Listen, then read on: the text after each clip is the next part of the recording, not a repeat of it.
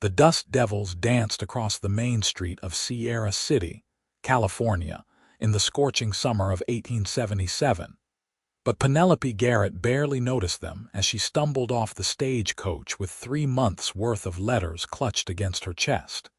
Each one written to the cowboy she had fallen for through words alone, each one about to reveal a truth that would change everything between them. She had never imagined herself doing something so bold. Back in Boston, proper young women did not travel alone across the country to meet men they had only corresponded with through letters. But Catherine Vance was not like most proper young women, and the moment she realized she had written Penelope instead of her own name in her thoughts, she steadied herself against the weathered post outside the general store. The heat was suffocating compared to the mild New England summers she knew, and her traveling dress clung to her skin beneath layers of dust from the journey. Catherine was 22 years old, tall and slender with auburn hair she kept pinned in a practical bun, and green eyes that had spent countless evenings reading and rereading the letters that had arrived from California over the past year. Her correspondence with Preston Gallagher had started innocently enough.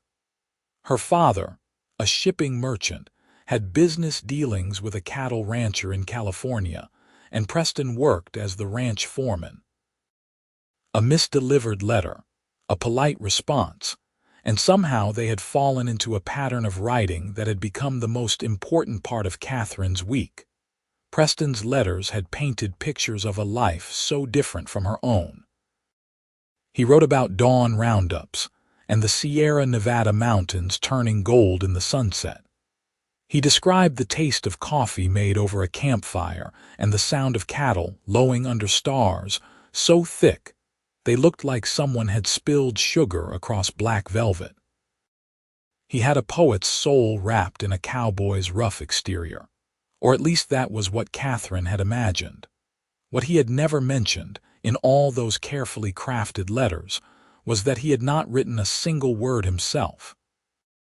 Catherine adjusted her grip on her traveling case and looked down the dusty main street. Sierra City was smaller than she had expected, a collection of wooden buildings that seemed to lean toward each other for support against the harsh mountain winds. The town sat in the northern reaches of the Sierra Nevada, where gold fever had brought thousands of hopeful prospectors 25 years earlier, though most had moved on to richer strikes. What remained was a hardy community of ranchers, miners still working smaller claims, and the people who made their living serving both. The Broken Arrow Ranch was 3 miles outside town, according to the directions she had received. Catherine had planned to rent a horse or hire a wagon, but now that she stood in the overwhelming heat with reality pressing down on her, doubt crept in. What was she doing here? She had left behind everything familiar based on words written on paper, declarations of feeling from a man she had never seen. "You look like you could use some shade and a cool drink, miss." The voice belonged to an older woman who had emerged from the general store, her weathered face kind beneath a faded bonnet. "Just get in on the stage." "Yes, madam. I am looking for transportation to the Broken Arrow Ranch." The woman's eyebrows rose slightly. "The Broken Arrow. That is Tom Fletcher's spread. You got business out there." Catherine hesitated. What could she possibly say that would not sound completely mad? "I am here to see Preston Gallagher." Something shifted in the woman's expression, a flicker of recognition followed by what might have been concern. "Preston? Well now, that is interesting. Come inside out of this heat, and I will see about getting someone to drive you out there. I am Mary Chen. My husband and I run this store."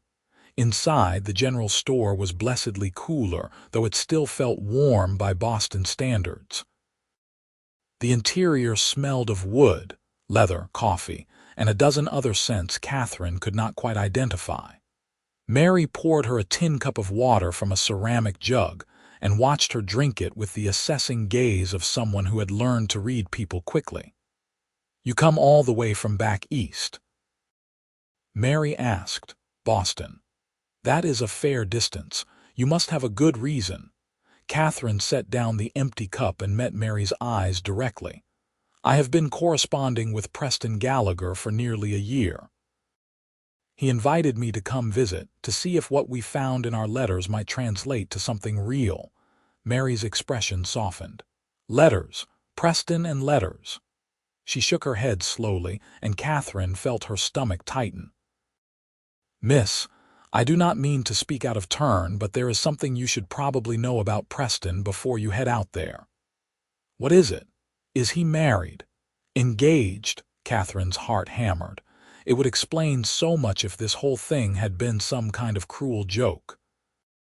"No, nothing like that. Preston is a good man, one of the best I have known. Honest, hardworking, treats everyone fair regardless of whether they are rich or poor. But Preston, he never learned his letters, cannot read or write a word."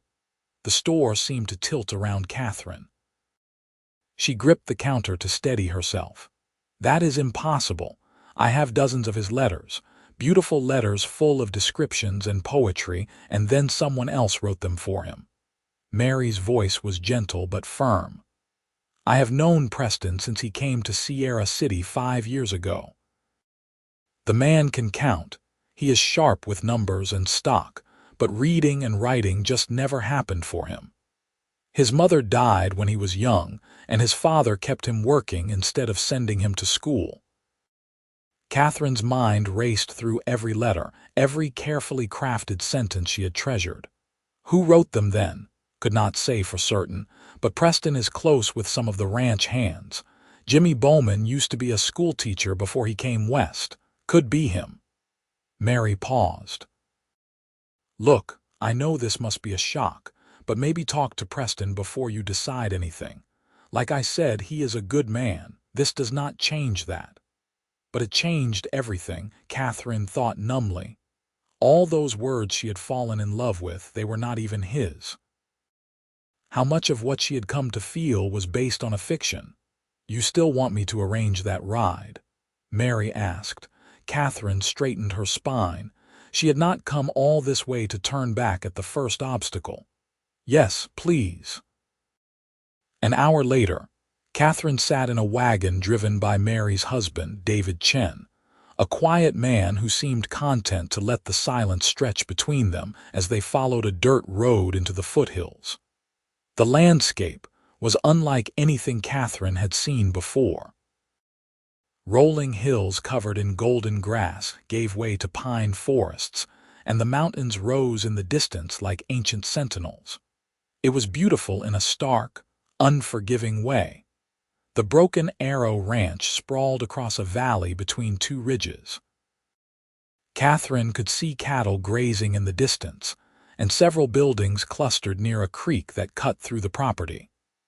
The main ranch house was a long, low structure of wood and stone, clearly built to weather the harsh mountain winters. Corrals spread out to one side, and she could see men working with horses in the afternoon heat. David brought the wagon to a stop near the main house. "I will wait here while you find Preston. Take your time."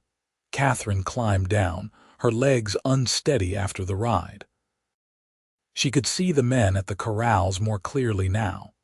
3 of them worked a skittish sorrel horse, speaking in low voices, moving with the practiced efficiency of people who understood animals. She could not tell which one might be Preston. As she approached, one of the men noticed her. He was older, perhaps in his 50s, with gray threading through his dark hair and a face carved by sun and wind. "Can I help you, miss?" "I am looking for Preston Gallagher." The man's expression went through several rapid changes before settling on something Catherine could not quite read. "Preston," he called out. "You got a visitor." The man working closest to the horse's head turned, and Catherine's breath caught. Preston Gallagher was perhaps 25 or 26, tall and lean with the kind of build that came from hard physical work. He had dark blonde hair that curled slightly at the ends where it touched his collar, and even from this distance, she could see his eyes were a startling blue. He wore dusty work clothes, a faded blue shirt with the sleeves rolled up, worn denim pants and scuffed boots. A bandana hung loosely around his neck. He handed the horse's lead rope to another man and walked toward her with a slight hitch in his step, as though one leg did not quite work right.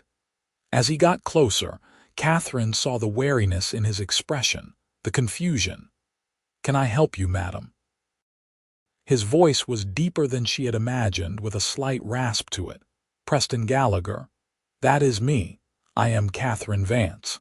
She watched his face carefully. From Boston, the color drained from his sun-bronzed skin. He stared at her as though she had materialized from thin air, his mouth opening and closing without sound. Finally, he managed, "Catherine, Miss Vance, you are here, you came. Your letters said I would be welcome." Preston looked back at the other men, then at Catherine, then down at his dusty boots. "Could we talk, privately? That is probably best." He led her away from the corrals toward the creek that ran through the property. Neither spoke as they walked, and Catherine used the time to study him. There was something unfinished about Preston Gallagher, a roughness around the edges that had not come through in the eloquent letters. But there was also something genuine in the way he moved, the way he had spoken to the horse before noticing her, a gentleness that contradicted his weathered exterior. When they reached the creek, Preston finally turned to face her. His jaw was tight, and she could see the muscle jumping there. "I did not think you would actually come. You invited me. I know. I did. But it is a long way from Boston to California. I figured you would write back saying it was too far or too crazy or just never respond at all." Catherine pulled the bundle of letters from her traveling bag. She had wrapped them in ribbon, treasured every one. "I have read these letters dozens of times. They meant everything to me. They made me feel like I knew you, like I understood who you were." Preston's eyes fixed on the letters, and something painful crossed his face.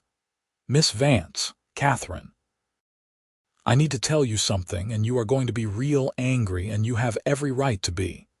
You did not write them." The words came out flat. His head snapped up, surprise clear in his eyes. "How did you know? Mary Chen at the general store told me you cannot read or write." Preston's face flushed red, and he looked away toward the mountains. "I should have told you from the start. Should have had Jimmy explain it in that first letter. But I was ashamed, and then when you wrote back and your letter was so fine and educated, I just wanted to keep talking to you. Even if it had to be through someone else's hand." "Who is Jimmy?" "Jimmy Bowman. He works here on the ranch. Used to be a teacher back in Ohio before his wife died and he came west. He has a way with words I will never have."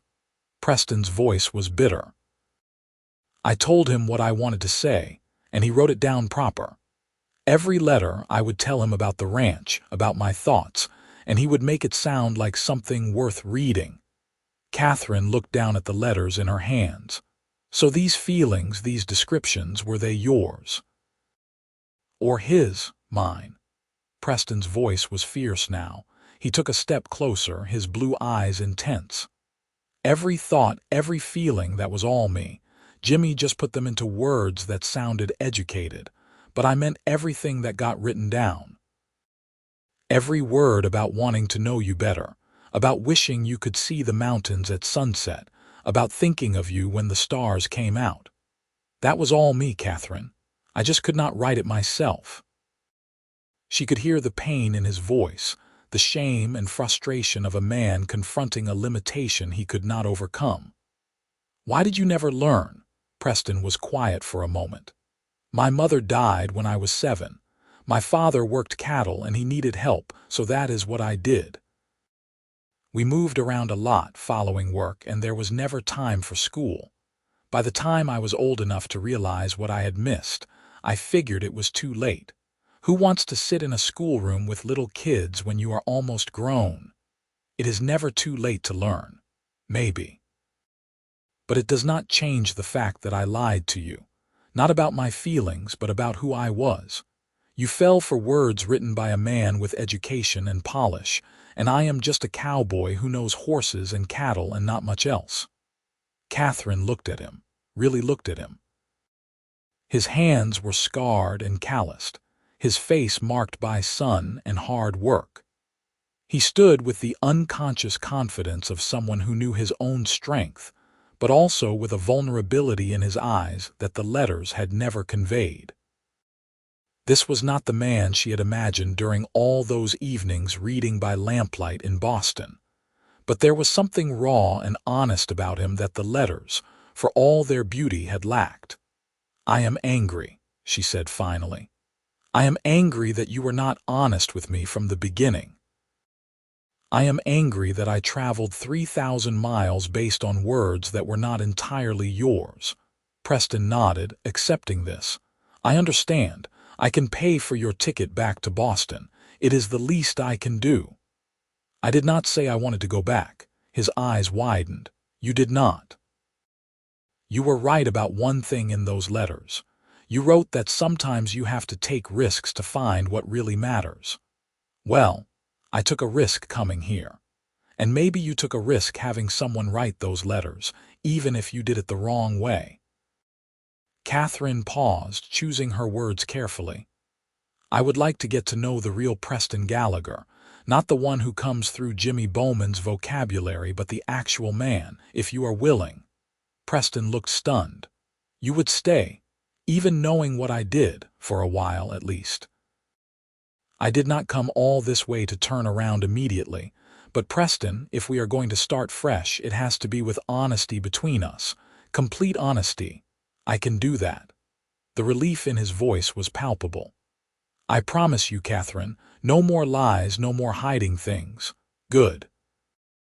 Now, I suppose I need to find somewhere to stay. Is there a boarding house in Sierra City?" "There is, but Miss Harriet's place is pretty rough. Most of the boarders are minors." Preston rubbed the back of his neck, thinking. "The ranch owner, Tom Fletcher, and his wife Emma, they have a spare room. I bet they would be happy to put you up for a while, at least until you decide what you want to do." Catherine realized they were still standing by the creek, the afternoon sun beating down, and she had nowhere to go and only a vague plan beyond confronting Preston. The reality of her situation was beginning to sink in. She was 3,000 miles from home, in a place where she knew no one, with very limited funds and no clear path forward. "If it would not be an imposition, I would appreciate that." Preston's face brightened. "I will talk to Tom and Emma right now. They are good people. You will like them."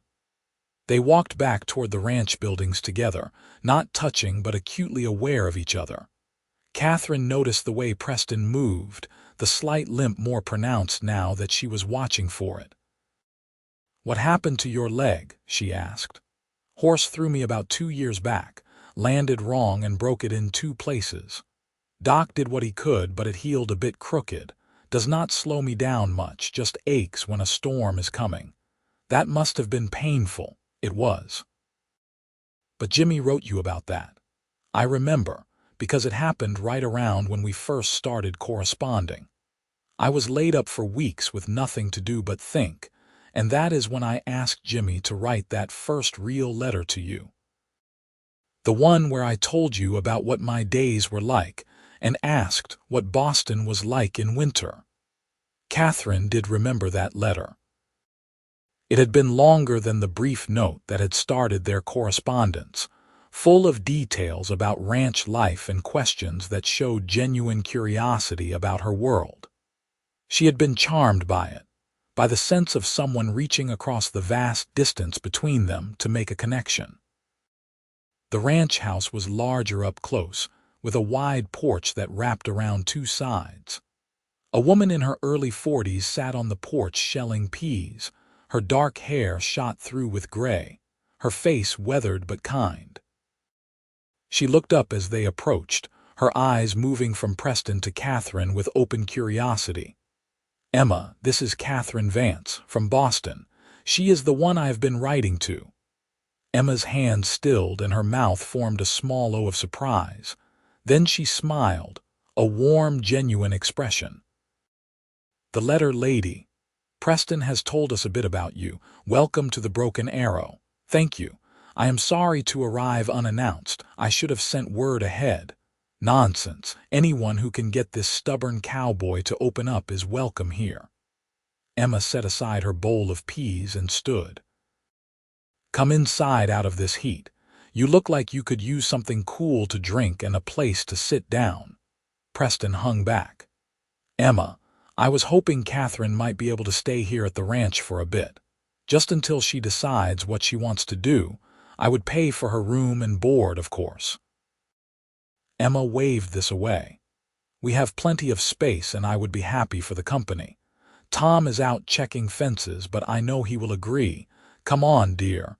Let me show you where you can freshen up. The interior of the ranch house was simple but comfortable. The main room served as both kitchen and living area, with a large stone fireplace dominating one wall. Emma led Catherine down a short hallway to a small bedroom with a window that looked out toward the mountains. It is not fancy, but it is clean and quiet. The wash basin is there, and I will bring you some fresh water. Supper is at 6. We eat with the hands in the bunkhouse most nights, all together. More efficient that way. Catherine set down her traveling case and looked around the simple room. A bed with a patchwork quilt, a small dresser, a chair by the window. It was more basic than anything she had known in Boston, but there was something appealing about its simplicity. Thank you, Mrs. Fletcher. I appreciate your kindness. Call me Emma. We are not formal here. Emma paused in the doorway. Preston is a good man, you know. A bit rough around the edges, but honest and hardworking. Whatever brought you here, I hope you give him a fair chance. After Emma left, Catherine sat on the edge of the bed and let herself feel the full weight of what she had done. She had left behind her parents' comfortable home, her friends, the life she had known for 22 years. Her father had been furious when she announced her plans, and her mother had cried. They thought she was throwing her life away on a fantasy, chasing a man she had never met based on letters that, as it turned out, he had not even written himself. Maybe they had been right to worry. But Catherine had felt herself suffocating in Boston, trapped in a life of tea parties and social calls and young men who looked at her as though she were a prize to be won rather than a person to be known. Preston's letters, whoever had physically penned them, had offered her a glimpse of something different. A life lived close to the land, where people said what they meant and meant what they said. She pulled out the letters again and reread a few passages. Now that she knew Preston had dictated them, she could almost hear his voice in the descriptions, the slightly rough edges that Jimmy Bowman had smoothed into proper grammar. The feelings were still there, the genuine emotion that had drawn her in. A knock at the door interrupted her thoughts. Come in. Preston stepped inside, hat in hand, looking uncomfortable. I wanted to make sure you had everything you needed, and to say thank you for not getting straight back on that stage to San Francisco. I am still deciding if that was the right choice, Catherine admitted. But I suppose I will figure it out. I hope you stay, at least for a little while. Preston twisted his hat in his hands. I know I messed this up pretty bad, but I meant what I said by the creek. Everything I had Jimmy write down, those were my real thoughts and feelings. I just did not have the words to express them proper. Tell me something, Catherine said. Tell me something about yourself in your own words, not Jimmy's, not anyone else's, just yours. Preston was quiet for a moment, thinking. Then he said, when I was a kid, maybe 9 or 10, my father and I were moving a herd through Colorado. It was winter and we got caught in a storm. Thought we might die, we were so cold. But we found this little canyon with some shelter, and we holed up there for 3 days waiting for the weather to break. And I remember lying there under our bedrolls, listening to the wind howl, and my father told me stories about his own father and his father before that. Cowboys and ranchers going back generations. And he said that land and cattle, those things can be taken from you, but nobody can take away who you are inside. Your honor, your word, the way you treat people. That is what matters. Preston met Catherine's eyes. I did not live up to that when I lied to you about the letters. I know that, but I am trying to be the man my father raised me to be. Honest, hardworking, someone who keeps his word, and I am asking you to give me a chance to prove that is who I really am. Catherine felt something shift inside her chest. These were not Jimmy Bowman's eloquent phrases. These were rough, simple words from a man trying his best to express something true. And somehow they touched her more deeply than any of the letters had. "All right," she said. "I will stay for a while. But Preston, I need you to understand something. I came here hoping to find something real, something genuine. I cannot build anything with you based on more deception. If this is going to work, even as a friendship, it has to be built on truth. I understand. And I promise you, from now on, you get nothing but the truth from me, even if I do not say it as pretty as Jimmy would." After Preston left, Catherine unpacked her few belongings and changed out of her travel-stained dress into something simpler. Emma had been right about the heat. Even with the windows open, the room felt warm, though nothing like the scorching temperature outside. Catherine found herself wondering how people managed in the summer here, how they worked in this heat without collapsing. As evening approached, she made her way to the main room where Emma was preparing supper. "Can I help with anything?" Emma looked up from the pot she was stirring. "You know your way around a kitchen. I am not a great cook, but I can follow instructions. Good enough. You can slice that bread on the counter there, and then take it out to the bunkhouse. Supper is almost ready." The bunkhouse was a long building behind the main house, with a dining area at one end and sleeping quarters at the other. Catherine carried the sliced bread across the dusty yard, aware of curious eyes watching from the corrals. She pushed open the door to find a large table surrounded by benches, and several men already gathering for the evening meal. Preston was there, and the older man she had seen at the corrals. Another man, this one probably in his 30s with sandy hair and spectacles, stood near the window. He looked up when Catherine entered, and she saw immediate understanding flash across his face. "You must be Catherine Vance," he said, coming forward with his hand extended. "I am Jimmy Bowman." So this was the man who had written Preston's letters. He was shorter than Preston, slimmer, with the look of someone more comfortable with books than horses. His handshake was firm but gentle.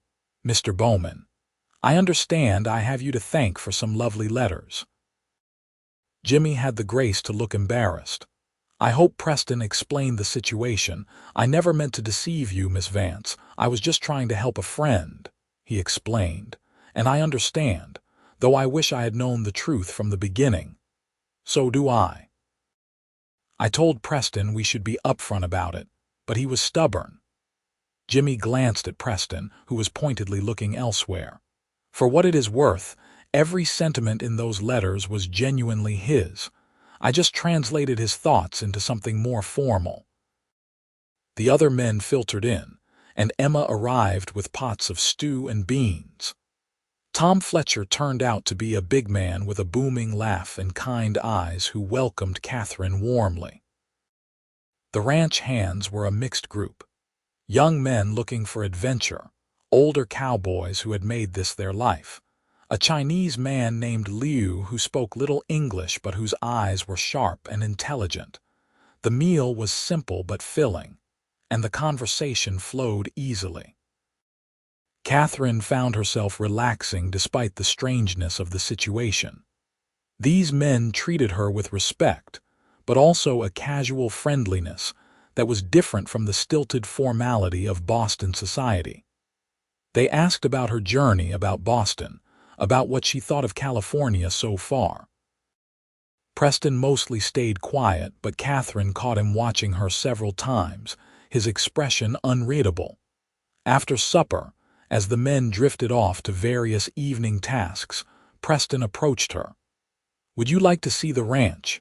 It is cooler now and sunset up here is worth seeing." Catherine agreed, and they walked together past the corrals and up a gentle slope that gave a view of the entire valley. The light was turning golden, painting the mountains in shades of amber and rose. Catherine had to admit it was beautiful, the kind of beauty that made her chest ache with its vastness.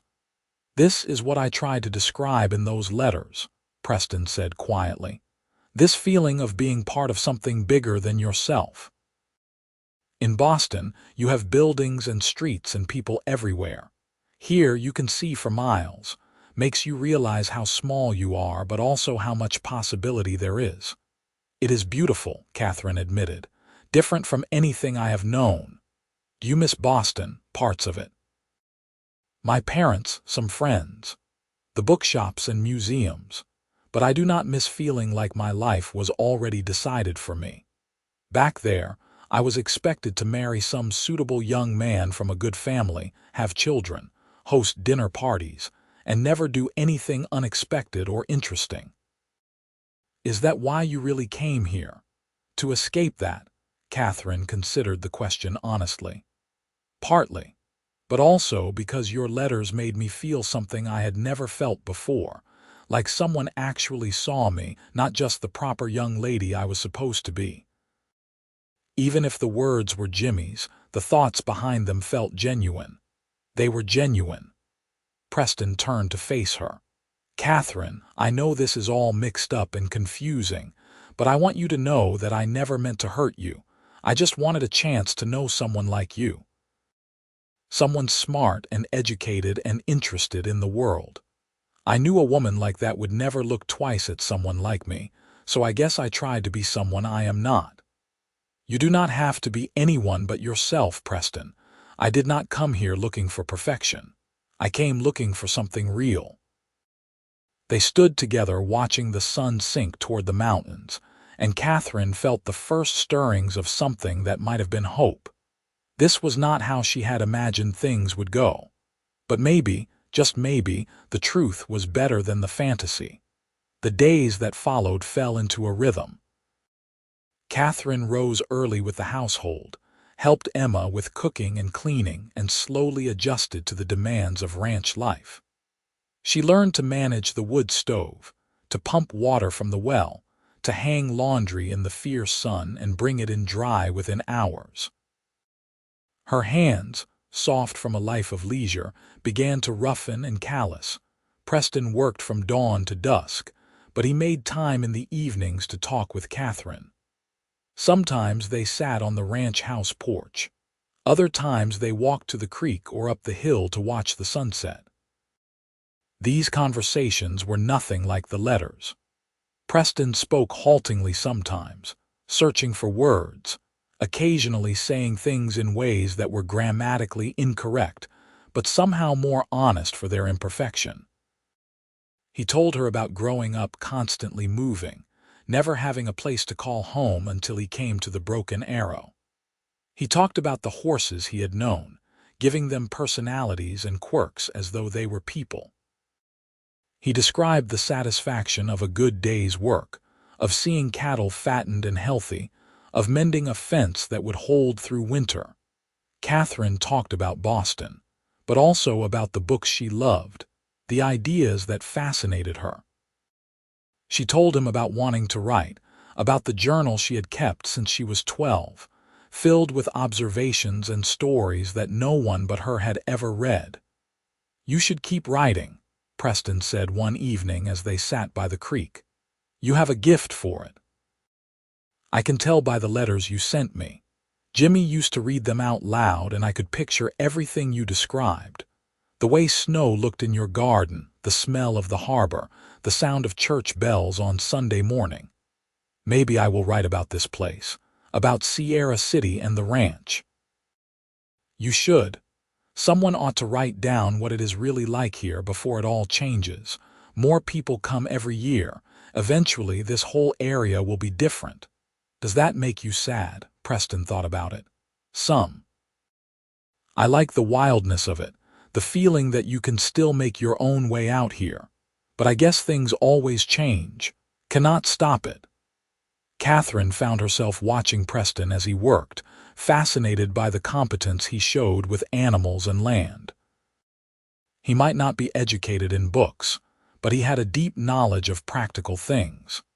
He could look at a horse and tell you if it was healthy or sickening, could read the weather in the clouds, could fix nearly anything that broke. There was a quiet confidence in the way he moved through his world that was very different from the strutting self-importance of the young men she had known in Boston. She also noticed the way the other ranch hands looked up to him. Tom Fletcher clearly trusted Preston's judgment, often asking his opinion on ranch matters. The younger cowboys watched him work and tried to emulate his methods. Even Liu, who spoke almost no English, seemed to communicate easily with Preston through gestures and shared understanding of their work. One afternoon, about 2 weeks after Catherine's arrival, a problem arose with some cattle that had broken through a fence and wandered into the high country. Preston and several of the hands rode out to retrieve them, and they did not return by nightfall. Emma tried to hide her worry, but Catherine could see the way she kept glancing toward the dark mountains. "Does this happen often?" Catherine asked. "Often enough.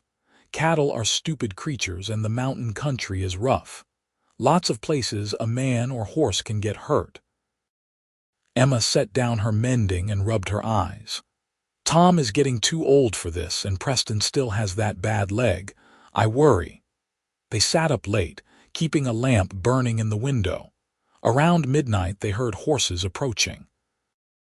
Catherine rushed to the porch with Emma to see Preston and Tom riding in, leading several other horses. Even in the lamplight, Catherine could see they were exhausted and muddy. "We got them," Tom said wearily as he dismounted.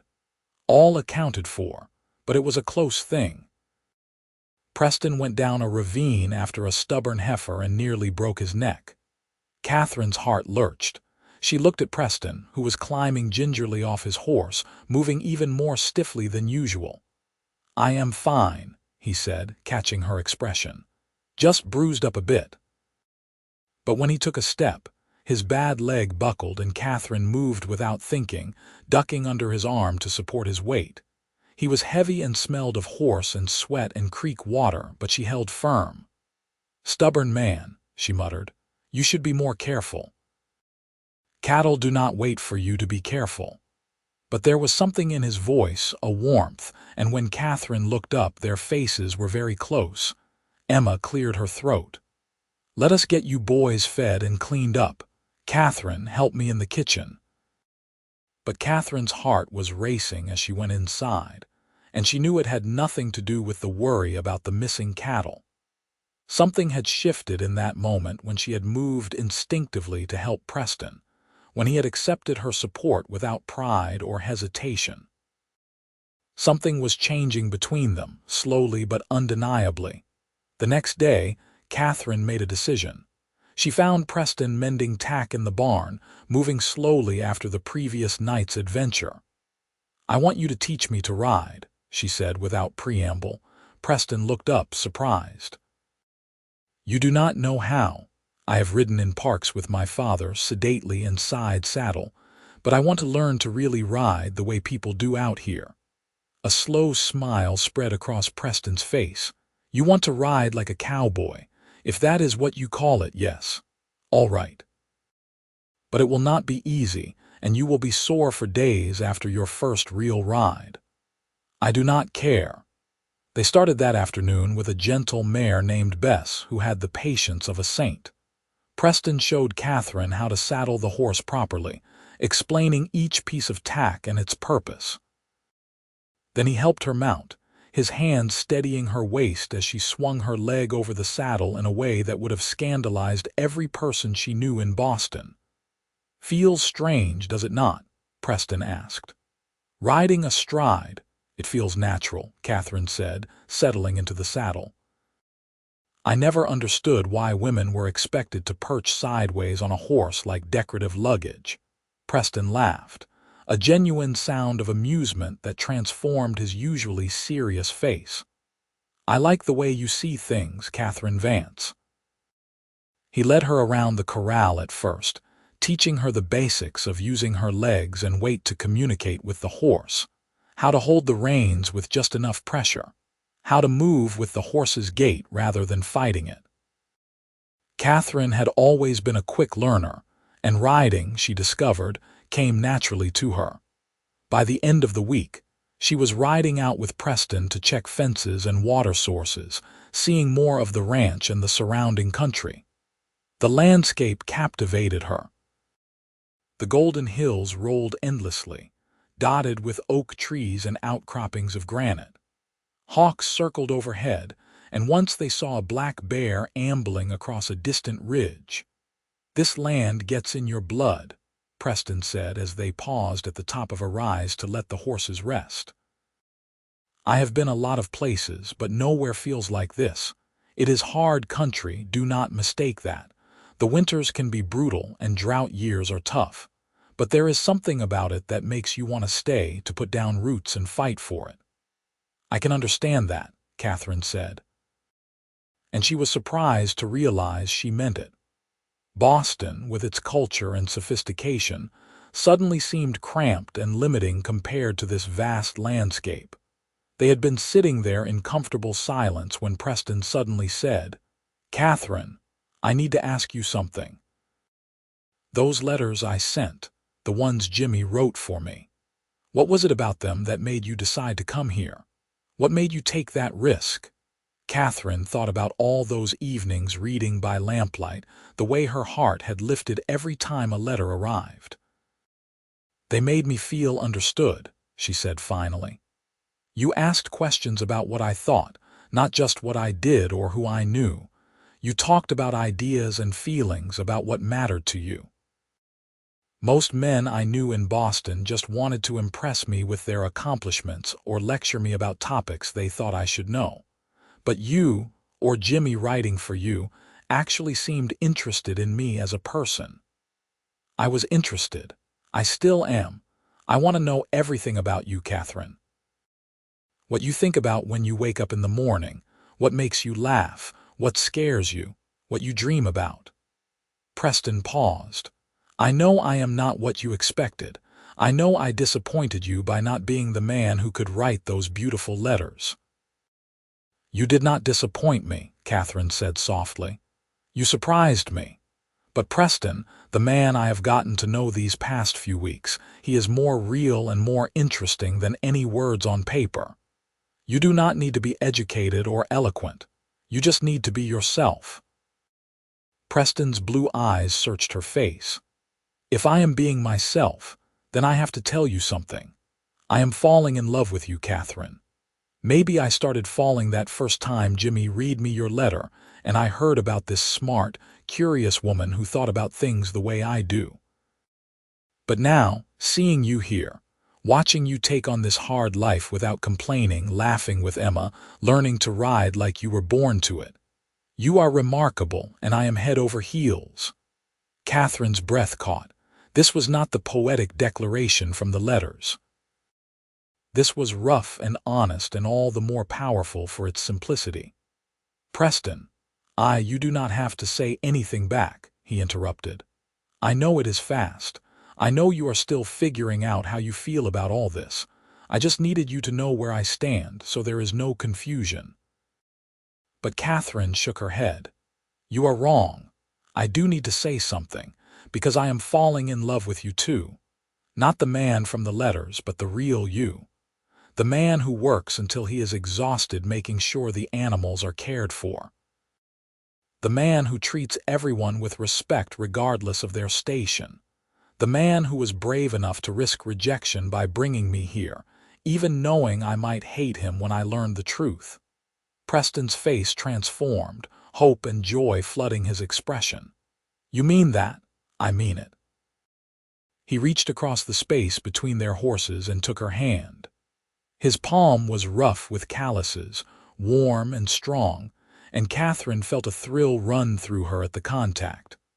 They sat like that for a long moment, hands clasped, the future suddenly bright with possibility. "I should tell you," Preston said eventually, his thumb rubbing circles on the back of her hand. "I do not have much. I make decent wages working for Tom, and I have saved some. But I am not a rich man, and I probably never will be. I do not care about that. You say that now, but you come from a world where money solves most problems. Out here, life is harder. You work for everything, and some years you barely get by. Preston, I left Boston precisely because I wanted something different from what money could buy. I wanted a life that meant something, that felt real. This feels real." He squeezed her hand gently. "We should probably head back before Emma sends out a search party." They rode back to the ranch in the golden afternoon light, and Catherine felt lighter than she had in years. The future was uncertain, but for the first time that uncertainty felt like possibility rather than threat. That evening, Catherine sat down and wrote a letter to her parents. She told them about Preston, about the truth of the correspondence, and about her decision to stay in California. She tried to help them understand that this was not a reckless choice born of infatuation, but a deliberate decision to build a different kind of life than the one they had envisioned for her. The response came 6 weeks later. Her father's words were harsh, accusing her of throwing away her upbringing and embarrassing the family. Her mother's postscript was gentler, but no less disappointed. They would not support her decision, and they certainly would not send money to fund what they called her Western adventure. If she wanted to stay in California, she would have to make her own way. Catherine folded the letter carefully and put it away. She had known her parents would not understand, but reading their rejection still hurt, a sharp ache in her chest. She had hoped that eventually they might come around, might want to know the man she had chosen and the life she was building. Now that seemed unlikely. Preston found her sitting by the creek that evening, the letter in her hands. "Bad news. My parents have officially disowned me."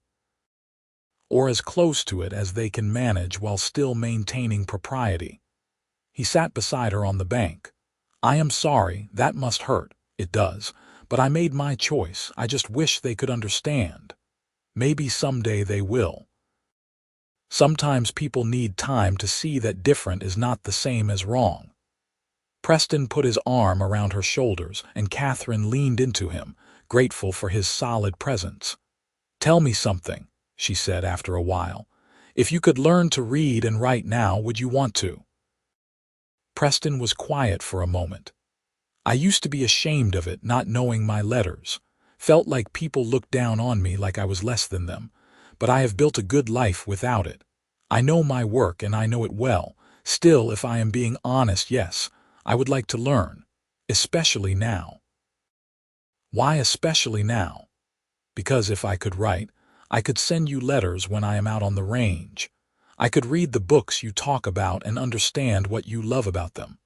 I could be more of a partner to you, instead of always needing help with things." Catherine pulled back to look at him. "Preston, you are already a partner, but if you want to learn, I could teach you." His eyes widened. "You would do that, of course. I am not a trained teacher, but I am patient and I love reading and writing. We could start simple and work from there." "I would like that. Though I have to warn you, I might be a slow student. I tried once when I was younger and it just did not stick.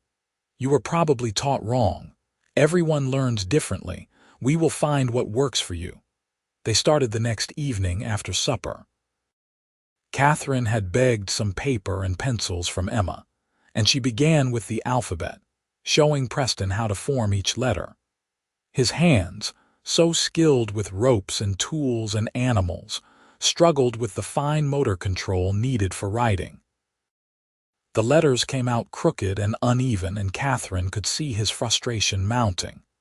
"Maybe this is not going to work," he said after the third attempt at writing his own name came out barely legible. "You are trying too hard. Here, let me show you." Catherine moved behind him and placed her hand over his, guiding the pencil. "Feel how the letters flow. It is like roping in a way. You have to learn the movement, practice it until your hand knows what to do without thinking." With her hand guiding his, the letters came out smoother. Preston slowly relaxed, and Catherine became acutely aware of how close they were, her body pressed against his back, her hand warm over his. When they finished writing his name, he turned his head and their faces were inches apart. "Thank you," he said softly, "for being patient with me. Thank you for trusting me to teach you." The moment stretched between them, charged with possibility. Then Preston closed the distance and kissed her. It was gentle at first, tentative, as though he was afraid she might pull away. But Catherine leaned into the kiss, her free hand coming up to touch his jaw. The kiss deepened, and she felt heat bloom through her body. When they finally broke apart, both were breathless. "I have wanted to do that for weeks," Preston admitted. "So have I." They went back to the lessons, though it was harder to concentrate now. But over the following weeks, Preston slowly improved. He practiced whenever he had spare time, filling pages with crooked letters that gradually became more controlled. Catherine watched his determination with admiration. Learning to read and write as an adult was humbling work, requiring him to struggle with things children mastered easily. But Preston approached it with the same quiet persistence he brought to everything else.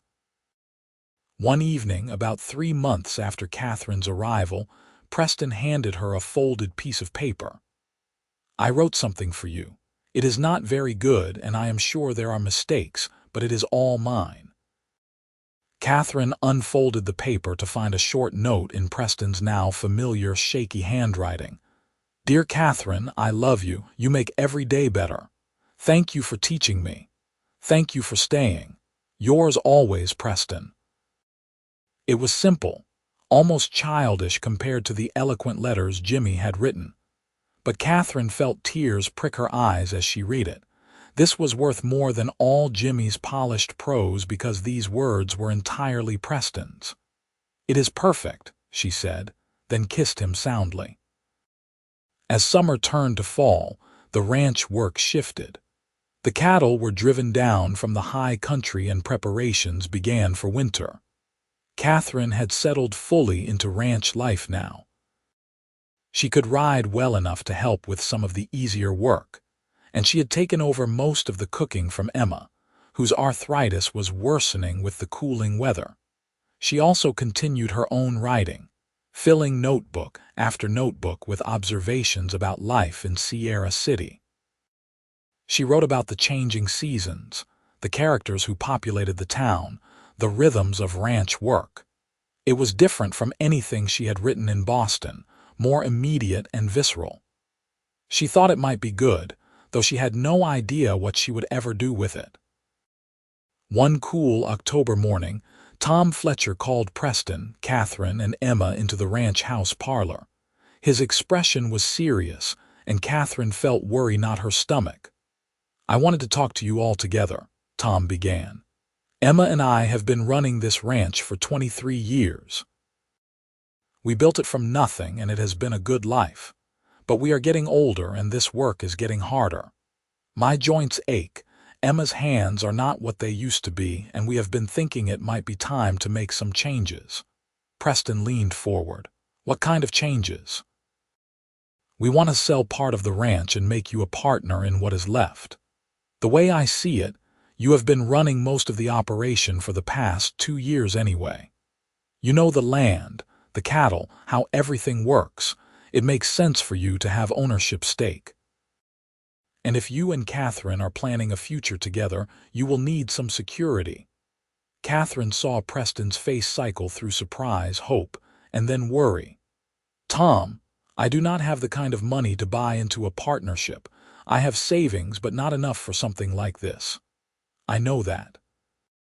Which is why we are proposing a different arrangement. We will sell the northern section of the ranch, about a third of our current holdings, to a fellow who has been wanting to expand his operation. That will give Emma and me enough money to retire comfortably and maybe visit her sister in Oregon. The rest of the ranch we will deed over to you in exchange for a small annual payment and the assurance that you will look after things. We will keep the house and live here as long as we are able, but the operation will be yours to run. Preston looked stunned. Tom, I do not know what to say. That is incredibly generous. It is not generous. It is good business and the right thing to do. You have earned this, Preston. You have put your blood and sweat into this land. It should be yours. Tom turned to Catherine.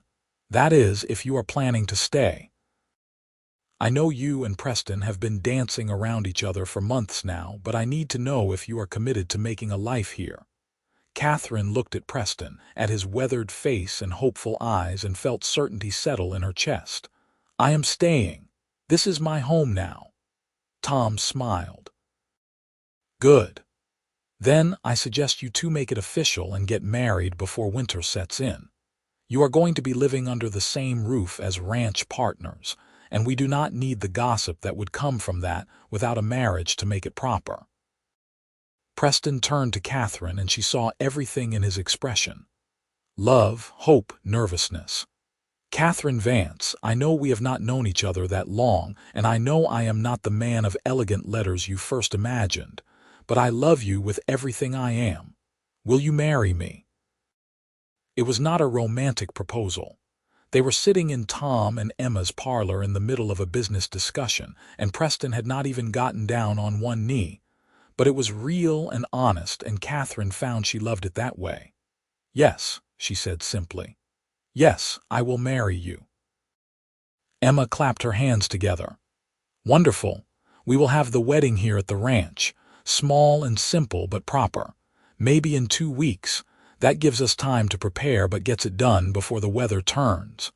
The next 2 weeks passed in a flurry of activity. Catherine wrote to her parents one more time, telling them about the engagement and inviting them to the wedding, though she did not expect them to come. Sure enough, a telegram arrived declining the invitation and reiterating their disappointment in her choices. She tried not to let it hurt, but Preston found her crying in the barn the evening the telegram arrived. They are not coming, she said unnecessarily. Preston pulled her into his arms. I am sorry. I know you hoped they might understand eventually. I thought if they could meet you, see this place, they might realize I made the right choice. But they have decided I am a disgrace to the family. Their loss, Preston said fiercely. Catherine, you are the strongest, smartest, most remarkable woman I have ever known. If your parents cannot see that, it is their failure, not yours. Mary and David Chen came out from town to help with preparations. Mary had become a good friend to Catherine, and she insisted on making Catherine's wedding dress, a simple but lovely creation in cream-colored silk that Mary had been saving.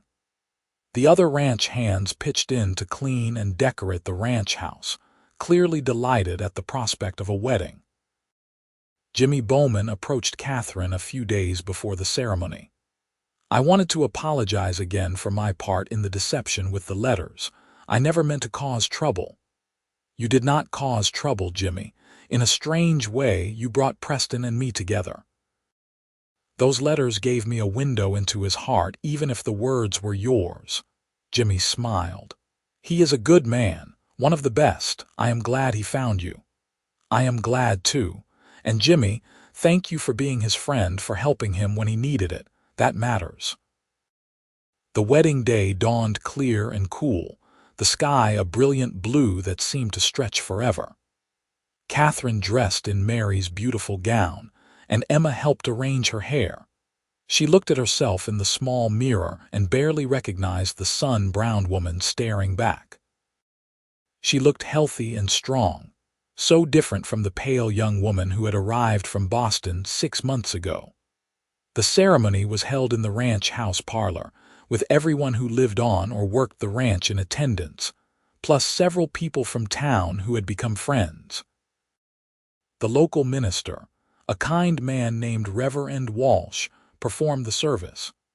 Preston wore his best clothes, his hair carefully combed, his face clean-shaven. His hands shook slightly as he took Catherine's for the vows. I, Preston Gallagher, take you, Catherine Vance, to be my wife. I promise to love you, to work beside you, to be honest with you always, and to build a life with you here on this land we both love, for as long as I live.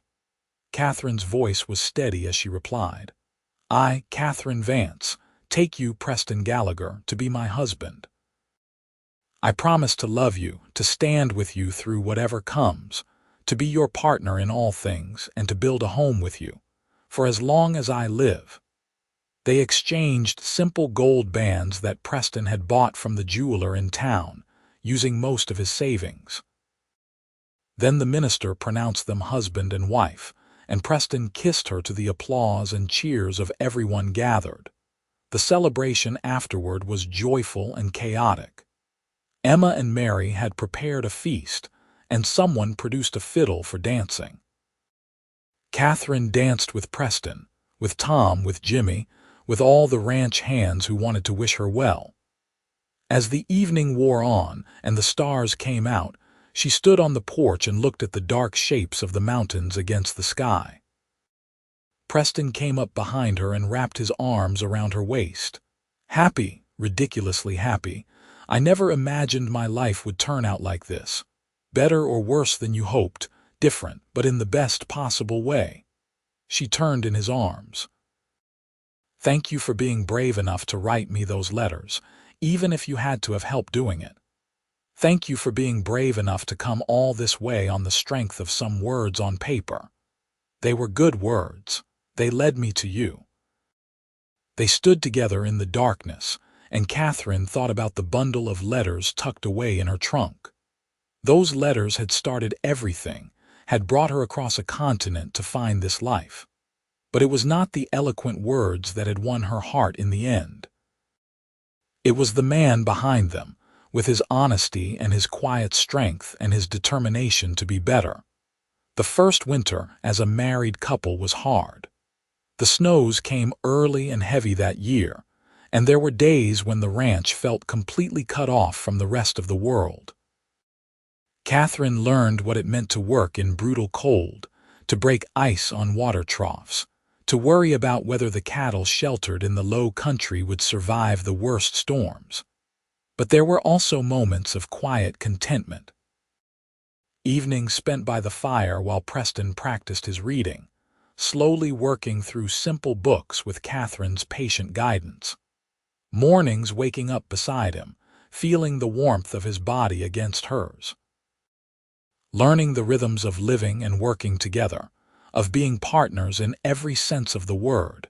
In late winter, Catherine realized she was pregnant. The discovery filled her with equal parts joy and terror. She told Preston one evening as they sat by the fire, watching snow fall outside the window. "Are you sure?" he asked, his hand moving to rest on her still flat stomach. "As sure as I can be. I have missed my courses and I feel different. Emma says she thinks I am." Preston's face transformed with wonder. "A baby, we are going to have a baby. Are you happy?" Happy does not begin to cover it. He pulled her close. "Terrified too. I do not know anything about being a father.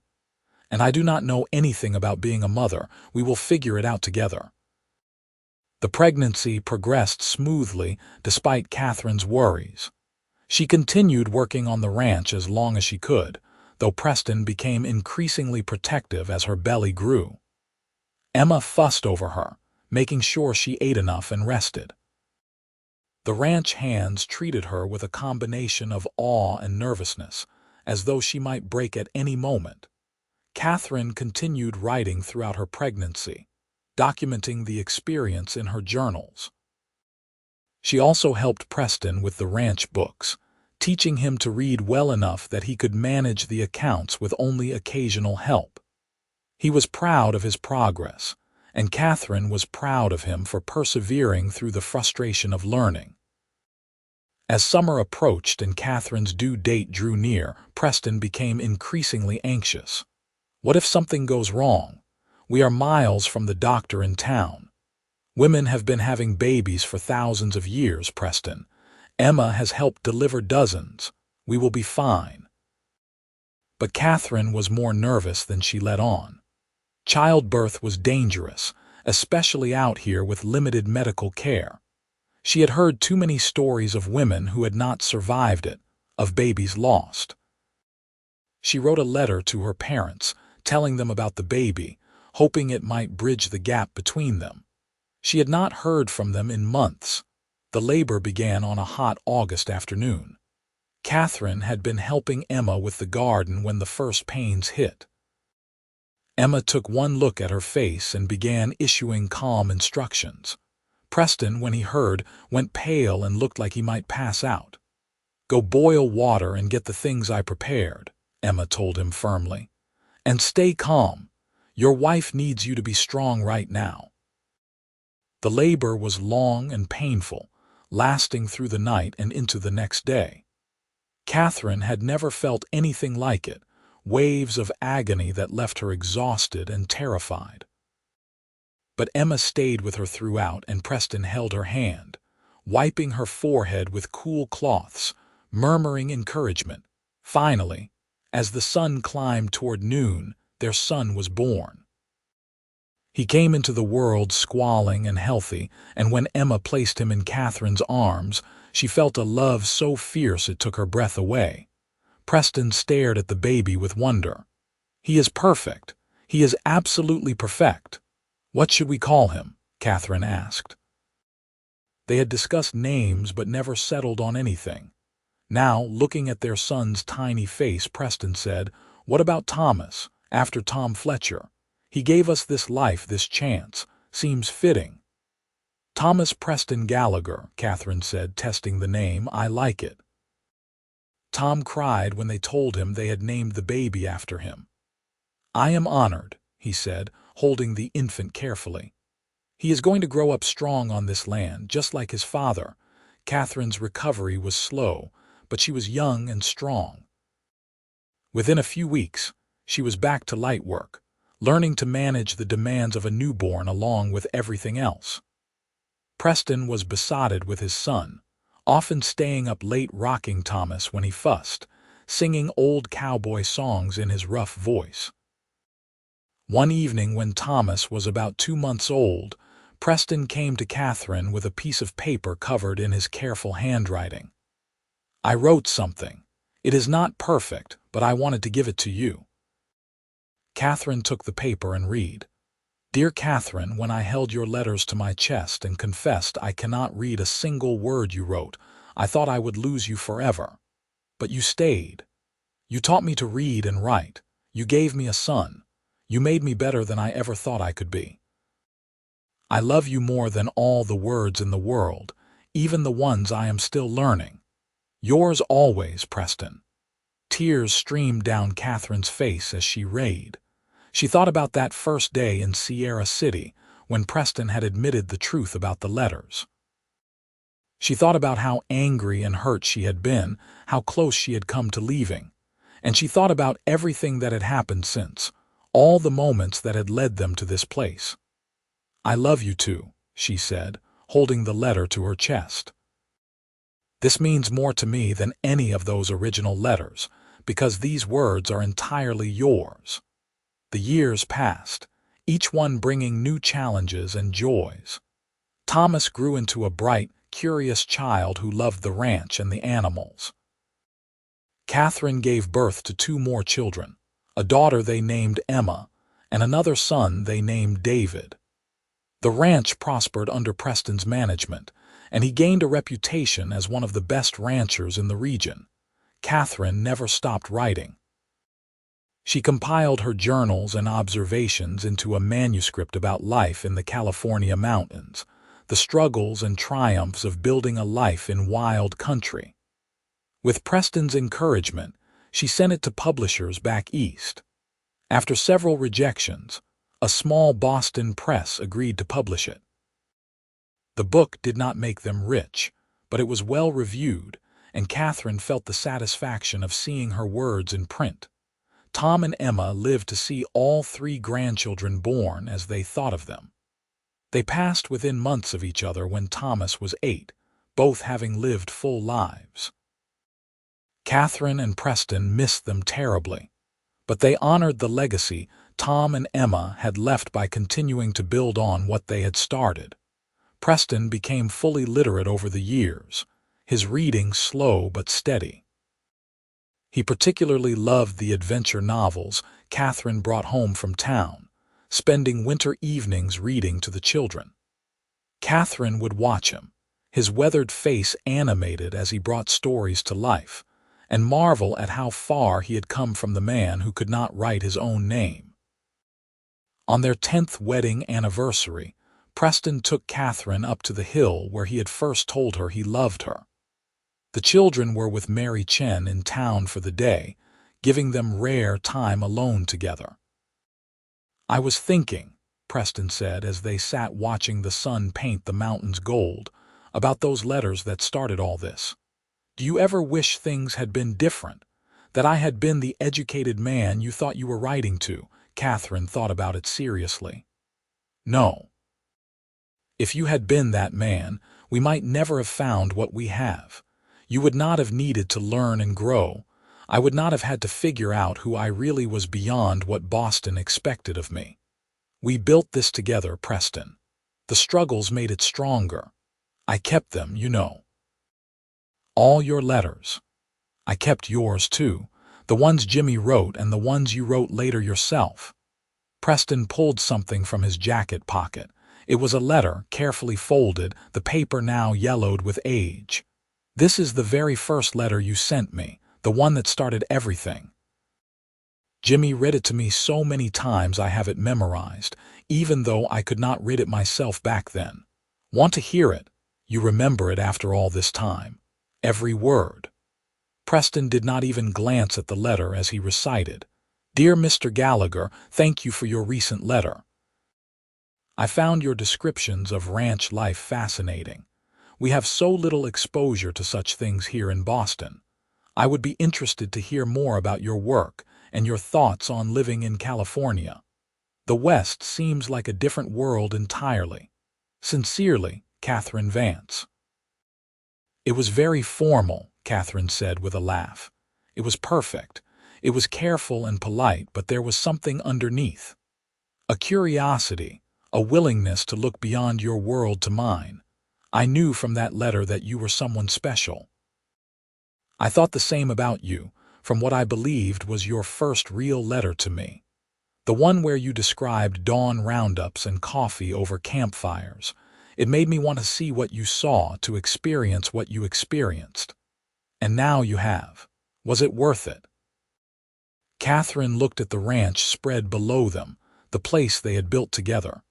She thought about their children, healthy and happy. She thought about the community they were part of, the life they had carved out of this hard land. And she thought about Preston, the man who had been brave enough to risk his heart, even if he had to do it through someone else's words at first. "It was worth everything," she said. "Every hard moment, every struggle, every time I doubted, all of it led here, and I would not change a single thing." Preston kissed her as the sun set over the Sierra Nevada, painting everything in shades of copper and gold. And in that moment, Catherine felt completely, perfectly happy. The children grew, as children do. Thomas proved to have his father's gift with animals and his mother's love of learning. He was the first Gallagher to attend proper school in town, riding in each morning on his pony. Emma took after her mother with words, always scribbling in notebooks, making up stories. David was the wild one, constantly climbing things he should not and getting into minor trouble, but with such charm that it was hard to stay angry with him. Catherine published 2 more books, establishing herself as a voice of the West, writing with authenticity about the real lives of people in the frontier territories. She used her small income from writing to buy books for the children and to help establish a proper school in Sierra City. Preston was immensely proud of her accomplishments, showing her books to anyone who visited the ranch. One spring afternoon when Catherine was 36 and Preston 38, a fancy carriage appeared on the road to the ranch. Catherine was working in the garden and looked up in surprise. Visitors in carriages were rare. Most people rode horses or came in simple wagons. The carriage stopped, and an older couple emerged. Catherine's breath caught as she recognized her parents. They had aged in the 14 years since she had seen them, her father's hair now completely gray, her mother moving more slowly than Catherine remembered. But it was unmistakably them. Mother, father.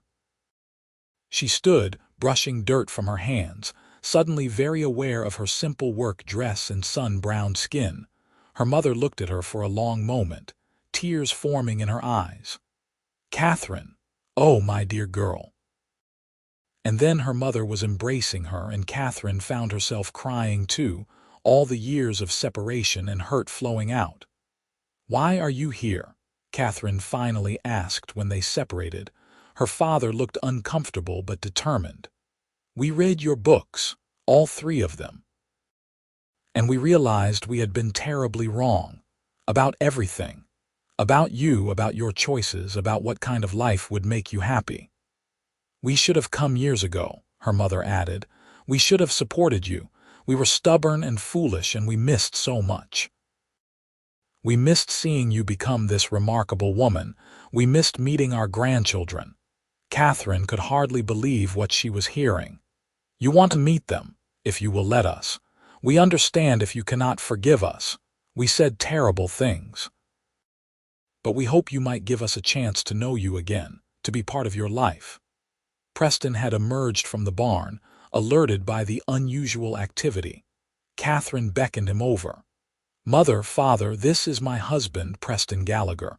Preston, these are my parents, Edward and Margaret Vance." The meeting was awkward at first. Edward Vance looked at Preston with the assessing gaze of a man used to judging others, taking in his work clothes and weathered appearance. But Preston stood straight and met his eyes directly. "Sir, madam, I know I am not what you would have chosen for Catherine. I am just a rancher and I did not come from much. But I love your daughter with everything I am. She has made me a better man and I have tried my best to give her a good life." Edward's expression softened. "I can see that she is happy. That is what matters. I am sorry it took us so long to understand that." The children were summoned from their various activities, wide-eyed at meeting grandparents they had only heard about. Thomas, now 12, was polite but reserved. Emma, 9, was curious and full of questions. David, 7, simply wanted to show his grandfather his collection of interesting rocks. Margaret Vance cried again when she held her grandchildren, overwhelmed by everything she had missed. "They are beautiful," she kept saying. "They are absolutely beautiful." Catherine's parents stayed for a week, and by the end of it, much of the old hurt had healed. They would never fully understand the life Catherine had chosen, but they could see she was genuinely happy, that she had built something meaningful. Edward was particularly impressed with the ranch operation, and he and Preston spent hours discussing cattle management and business operations. Before they left, Edward pulled Catherine aside. "I was wrong about so much, but especially about thinking you needed to follow the path we set for you. You found your own way, and it was better than anything we could have planned. Thank you for coming, for giving us a chance. Will you bring the children to visit us in Boston? I would like them to see where you came from, to know that part of their heritage. We will come, maybe next summer." After her parents left, Catherine felt as though a weight she had been carrying for years had finally lifted. She had not realized how much the estrangement had hurt until it was mended. That evening, She and Preston sat on the porch watching the children play in the yard. "I never thought they would come," Catherine said. "I had accepted that we might never reconcile." "People can surprise you," Preston said, "and it is never too late to make things right. Thank you for being gracious with them. I know it must have been strange. They love you. That is what matters. And they raised the woman I love, so they must have done something right." Catherine laughed. "Even if they did not approve of my choices, especially because of that, you had the courage to choose your own path. That came from somewhere." As the years continued to pass, the Gallagher Ranch became one of the most successful in the region. Preston's reputation as a fair dealer and skilled rancher meant he always got good prices for his cattle. Catherine's books brought recognition to Sierra City, and a few curious readers even made the journey to visit the place she had written about. Thomas grew into a capable young man who took on more and more responsibility at the ranch. He had his father's gift with animals and his mother's intelligence.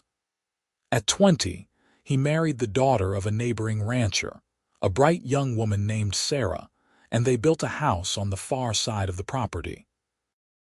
Emma went to San Francisco to attend a women's college, determined to be a writer like her mother but with her own voice and stories. She wrote home regularly, her letters full of excitement about her studies and the city. David proved to be a natural entrepreneur, starting a horse breeding operation that quickly became profitable. He had an eye for good stock and a talent for training that reminded everyone of Preston. Catherine and Preston grew older together, their hair turning gray, their bodies marked by years of hard work. But they remained deeply in love, still finding joy in each other's company after more than 3 decades of marriage. On their 35th wedding anniversary, their children and grandchildren gathered at the ranch for a celebration. Thomas and Sarah had 3 children now. Emma had married a San Francisco journalist and had twin daughters. David was engaged to a teacher from town. As Catherine looked around at the family that had grown from her decision to travel west all those years ago, she felt overwhelmed with gratitude. Her life had not followed any path she could have predicted. It had been harder in many ways than anything she might have experienced in Boston. But it had been real and full and deeply meaningful. Preston found her standing alone on the porch, taking a moment away from the celebration. "What are you thinking about?" "Everything. That first day I arrived in Sierra City, when I was so angry and hurt about the letters. I never imagined it would lead to all this." Preston pulled her close. "I was terrified that day, certain you would hate me and leave on the next stage, but you stayed. You know what I realized years ago? Those letters that Jimmy wrote for you, they were important. They got me here. But they were just the beginning. Everything we built together, we built with honesty and hard work and real love. Not the romantic idea of love from letters, but the everyday kind that survives hardship and disappointment and all the ordinary struggles of life." "I still have those letters," Preston said. "Yours and the ones Jimmy wrote for me. Sometimes I take them out and read them, and I am amazed at how it all started." "Do you ever wish you had been able to write them yourself from the beginning?" Preston considered this. "Sometimes. But maybe things happened the way they needed to. If I had been educated, if I had been someone else, would you have fallen for me? Would I have needed to work so hard to be worthy of you? You were always worthy, Preston. You just needed to believe it yourself. You taught me that. You taught me that being unable to read and write did not make me less of a person, that I had value just as I was. That was a gift beyond measure." They stood together watching the sun set over the mountains they both loved, the land that had become their home and their legacy. Inside, their children and grandchildren laughed and talked, the sound drifting out into the evening air. Catherine thought about the young woman who had arrived in Sierra City so many years ago, clutching letters to her chest, her heart full of hopes and fears. She thought about Preston holding those same letters, unable to read a single word, but hoping desperately that the woman who had written them might see past his limitations to the man beneath. They had both taken enormous risks. They had both faced disappointment and had to rebuild their expectations. But they had done it together, creating something stronger than either could have imagined. "Thank you," Catherine said softly. "For what?"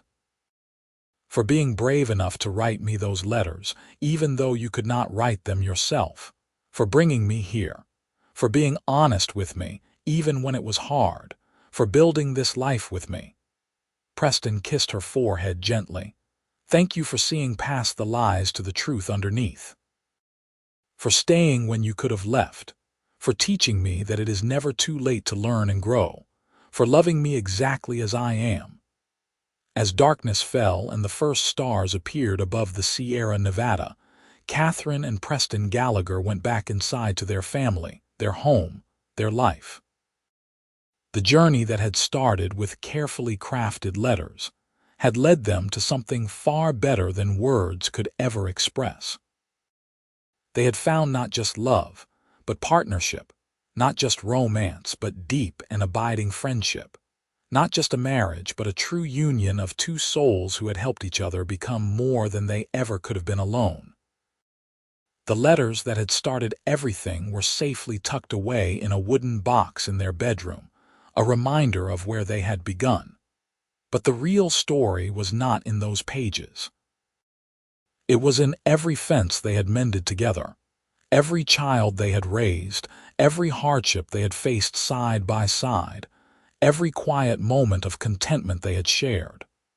It was in the ranch they had built, the community they had helped create, the legacy they would leave behind. Catherine had come west looking for something real, something beyond the superficial constraints of Boston society. She had found it in a man who could not read the words she wrote, but who understood her heart better than anyone ever had. And Preston, who had thought himself unworthy of someone educated and refined, had discovered that the greatest education came not from books but from living and loving with courage and honesty. Their story was not perfect. There had been struggles and disappointments along the way. But it was genuine, built on truth rather than fantasy, and that had made all the difference. As they sat with their family that evening, surrounded by the life they had created together, both Catherine and Preston knew that the risk they had taken so many years ago had been worth every moment of doubt, every challenge overcome, every fear conquered. The letters had brought them together, but love had made them stay. And that love, tested by time and hardship, had only grown stronger with each passing year, until it was as much a part of the landscape as the mountains themselves, enduring and true and absolutely real.